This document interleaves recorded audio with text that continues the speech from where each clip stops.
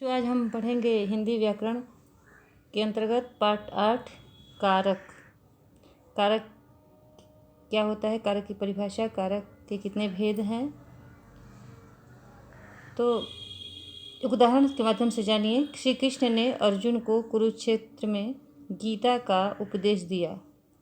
इसमें जो शब्द हैं ने, को, में, का, कुरुक्षेत्र में अर्जुन को गीता का उपदेश देते श्री कृष्ण। इनमें भी में है, को है, ये शब्द क्या है इसको जानिए।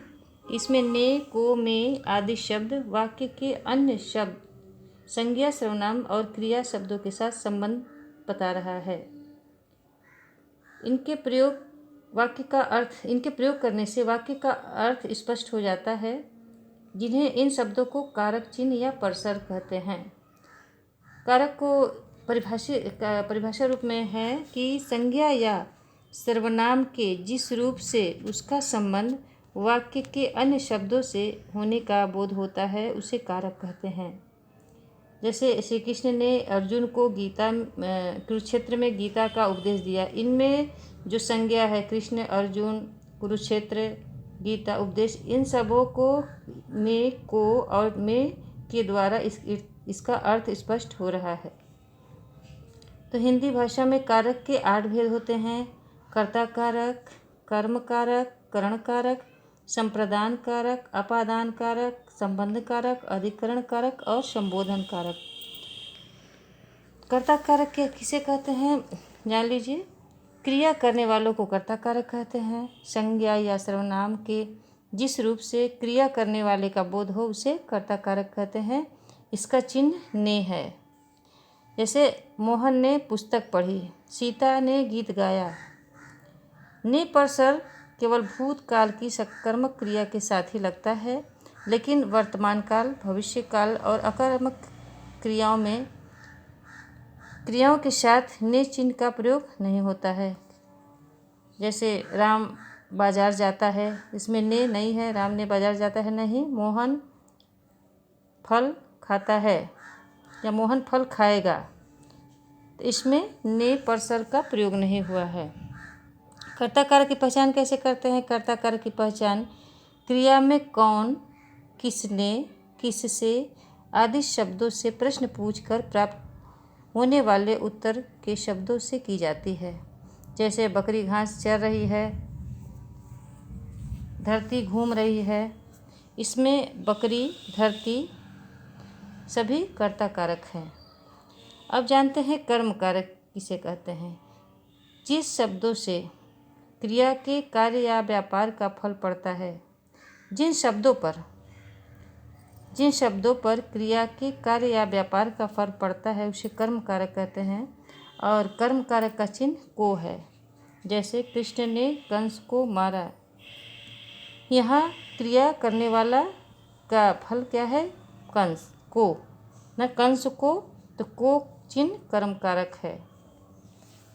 अप्राणीवाचक कर्म के साथ को चिन्ह का प्रयोग नहीं होता है। जैसे रमेश स्कूल जाता है, तो यहाँ रमेश स्कूल जाता है, को शब्द का प्रयोग नहीं हुआ है, को जाता है।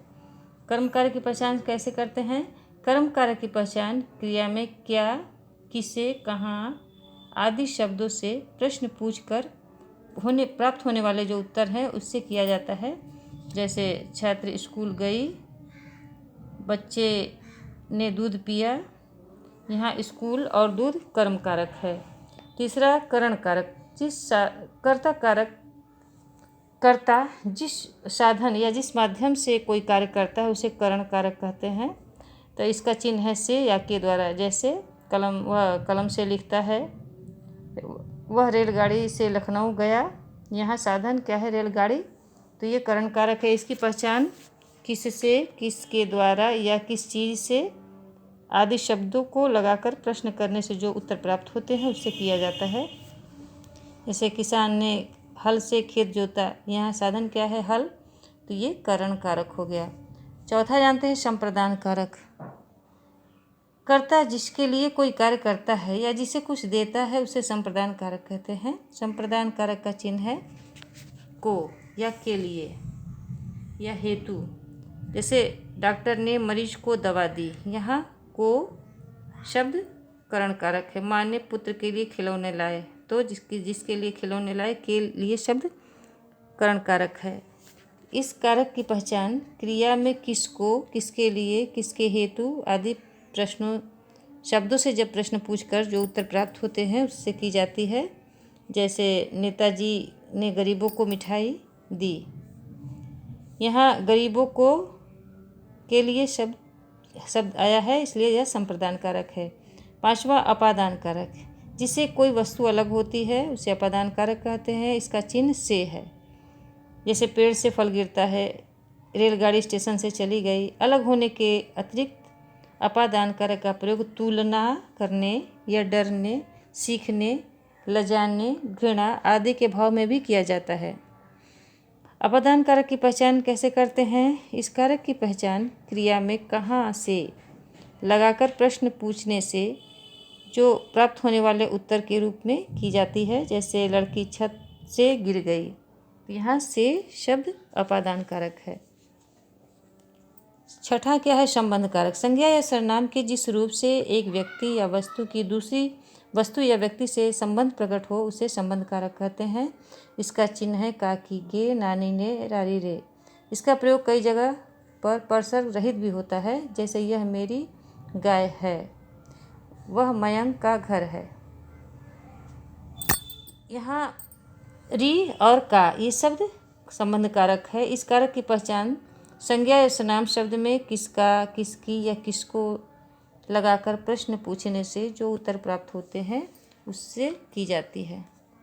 जैसे राजीव मेरा मित्र है, किसका मित्र है राजीव?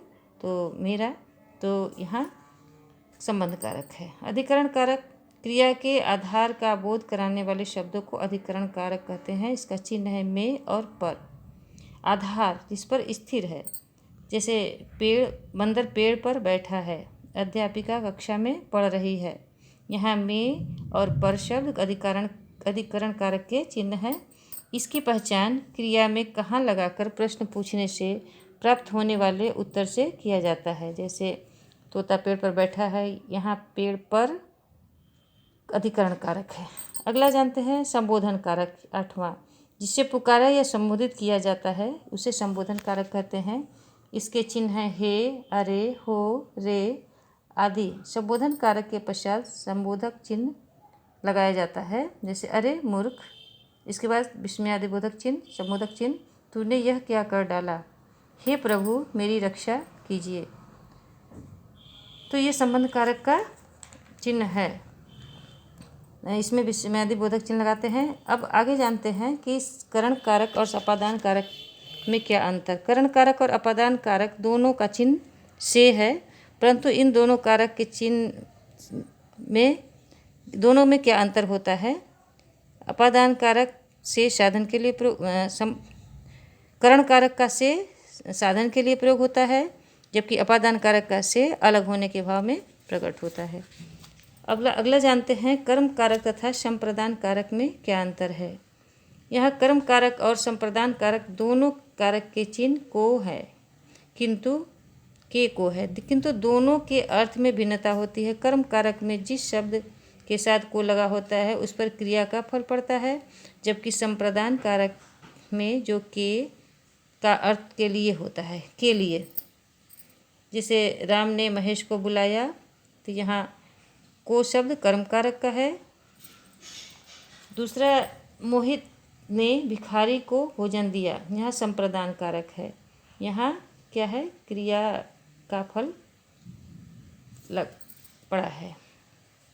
तो बच्चों आया समझ में कारक किसे कहते हैं, कारक के भेद और इनकी परिभाषा, कर्म कारक और करण कारक में अंतर।